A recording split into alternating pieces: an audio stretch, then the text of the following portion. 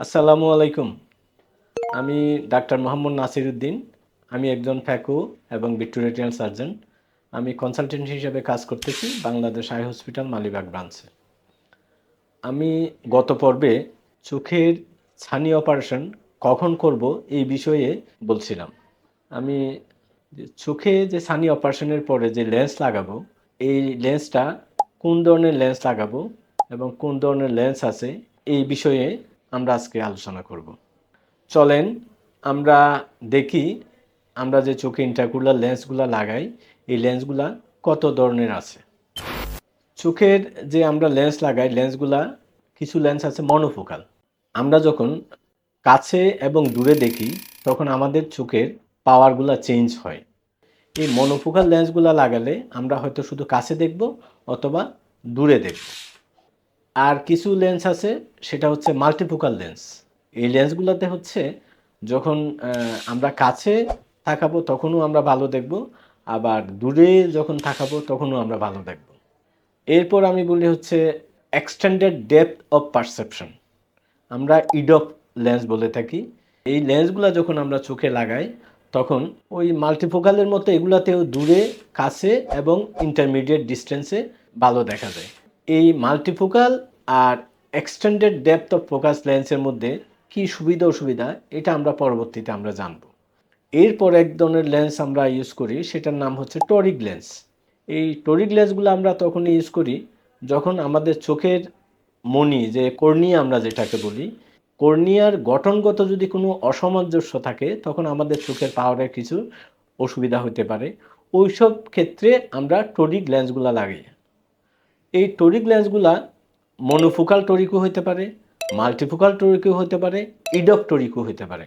এই টোরিক লেন্সগুলো লাগানোর কারণে অনেক সময় যদি আমরা যে মনোফোকাল লেন্স লাগাই অথবা মাল্টিফোকাল লেন্স লাগাই অথবা ইডপ লেন্স যেটা এই লেন্সগুলো লাগাই, ওই ক্ষেত্রে দূরে দেখার জন্য আমাদের ক্ষেত্রে কিছু অনেক সময় চশমা ব্যবহার করা লাগতে পারে। কিন্তু এই টোরিক লেন্সগুলো আসার পরে তখন আমাদের আর কোনো চশমা লাগে না, দূরে কাছে কোনোটাতেই আর কোনো চশমা লাগে না। এরপরে কিছু লেন্স আছে সেটা হচ্ছে আমরা বলি হচ্ছে অ্যাকোমোডেটিভ লেন্স। এই অ্যাকোমোডেটিভ লেন্সগুলো কি, এগুলো আসলে আমরা ওই ইয়াং এজ যারা আছে তাদের ক্ষেত্রে লাগানো হয়। এই অ্যাকোমোডেটিভ লেন্সগুলো দিলেও দূরে এবং কাছে ভালো দেখা যায়। এই ছাড়াও কিছু লেন্স আছে hard lens, soft lens. Hard লেন্সগুলো হচ্ছে যখন আগে যখন কেটে অপারেশন করা হতো তখন ওই হার্ড লেন্সগুলো লাগানো হতো, এগুলো একটা শক্ত লেন্স। এগুলা যখন চোখের মধ্যে লাগানোর জন্য চোখে একটু বেশি করে কাটা লাগে। আপনারা জানেন যে ওই যে ফ্যাকো সার্জারি করলে এটা 0.6 থেকে 2.2 মিলিমিটার পর্যন্ত একটা ইনসিশন দেওয়া লাগে।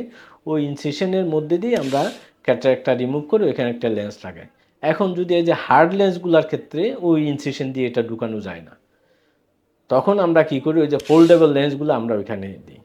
আমাদের এখন সারা বাংলাদেশে ফোল্ডেবল লেন্সের প্রচলনটা বেড়ে গেছে। হার্ড লেন্সটা আমরা আগে ইউজ করতাম, এখন কিন্তু হার্ড লেন্সটা ওইরকম ইউজ করা হয় না। চোখের আধুনিক চিকিৎসা ওই ক্ষেত্রে সবসময় আমরা সফট লেন্সগুলো ইউজ করি।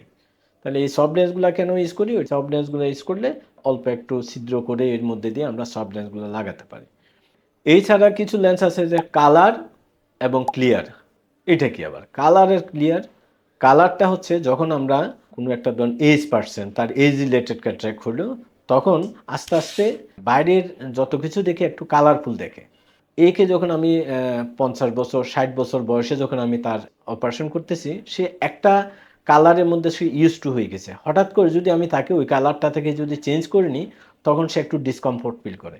ওইসব পেশেন্টের ক্ষেত্রে আমরা এই যে কালারফুল লেন্স, কালার লেন্স যেটা আছে সেটা আমরা ইউজ করি। এরপরে কিছু লেন্স আছে ক্লিয়ার লেন্স। এই ক্লিয়ার লেন্সগুলো সবাই ইয়াং এজ থেকে শুরু করে এল্ডার এজে সবাই ইউজ করতে পারে। কালার লেন্সগুলো যখন দিই তখন তার একটু ন্যাচারাল একটা পূর্বের কমফোর্টনেসটা যেমন পাই, আর হোয়াইট লেন্সের ক্ষেত্রে তার একটু পটু হয়ে মানে ও ব্রাইট লাইটে গেলে তখন তার মাঝে মাঝে একটু ডিসকমফোর্ট হতে পারে। তো এই ক্ষেত্রে কালারফুল লেন্সগুলো আমাদেরকে অনেক হেল্পফুল হয়।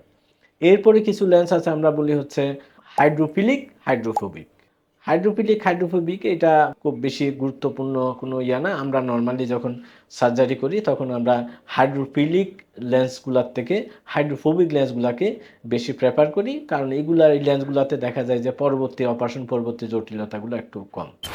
এই ছাড়াও যখন আমরা অপারেশন করি চোখের, এই অপারেশনের মধ্যে মাঝে, মাঝে অনেক সময় জটিলতা হইতে পারে। অথবা এমন কিছু ছানি নিয়ে বা এমন কোনো চোখের কন্ডিশন নিয়ে আসলো, তখন এই যে আমরা হার্ড লেন্স বা সফট লেন্স এগুলো আমরা লাগাইতে পারি না। তখন চোখের অন্য অংশে যেই জায়গায় নরমাল চোখের যেই অংশতে লেন্সটা থাকে, ওই অংশ ছাড়া অন্য অংশে যেমন আমরা আইরিসের সামনে কিছু লেন্স লাগাইতে পারি। এগুলারে বলি আমরা হচ্ছে এন্টেরিয়র চেম্বার লেন্স। আইরিসের মধ্যেও লাগাইতে পারি আমরা কিছু লেন্স, এগুলাকে বলি আইরিস ক্লাউ লেন্স অথবা আইরিস ফিক্সেটিং লেন্স। এই ছাড়াও আইরিসের পিছনেও আমরা কিছু লেন্সগুলো লাগাইতে পারি, যে আমাদের চোখের একটা অংশের নাম হচ্ছে স্ক্লেরা। ওইটাতে যখন আমরা ফিক্সেশন দিই ওইটা বলি হচ্ছে আমরা স্ক্লেরাল ফিক্সেশন লেন্স। এই ৩ ধরনের লেন্সগুলো হচ্ছে আমরা স্পেশাল কিছু সিচুয়েশনে আমরা লাগাইতে পারি। ওইটা আমরা চোখের কন্ডিশন বুঝে ওইটা ওই ধরনের লেন্সগুলা লাগাই। কোন রোগীর ক্ষেত্রে কোন লেন্স লাগবে এটা নিয়ে আমরা পরবর্তী ভিডিওতে আমরা বলবো যে কোন রোগীর ক্ষেত্রে কোন লেন্সগুলা লাগালে ওই রোগীরা কমফোর্ট ফিল করবে। আমরা আজকে এই পর্যন্ত একটু ধারণা পেলাম যে কোন কোন ধরনের লেন্স আমরা সচরাচর আমাদের মার্কেটে আছে, বাজারে আছে, বাট আমরা চোখে যাদের ছানি পড়ছে তাদের চোখে আমরা কোন কোন লেন্সগুলো আমরা লাগাই। আশা করি পরবর্তী পর্বে আপনারা আমার সাথে থাকবেন। আপনাদেরকে অনেক ধন্যবাদ। আসসালামু আলাইকুম।